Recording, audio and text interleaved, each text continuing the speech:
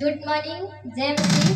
फिर एक बार आप लोग के बीच में फिर गीत लेके आई हूँ। उसका बोल है राउरे ना रहू अनजान, मुझे आला जे राउरे ना रहू अनजान।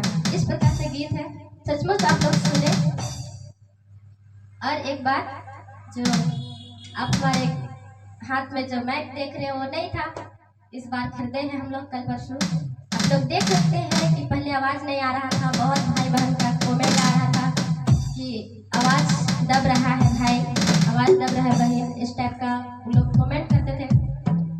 इस प्रकार से हम लोग सुने, देखिए आप लोग का कमेंट को और हम लोग विचार बनाए और सचमुच में हम लोग ने एक माइक खरीदा है। मैं उसी से गाना गाने का कोशिश कर रही हूँ। मैं पहली बार वीडियो के द्वारा माइक में गा रही हूँ। पहले गाई थी लेकिन वीडियो नहीं दिया था, इस बार दे रही हूँ, तो जरूर आप लोग सुने। अगर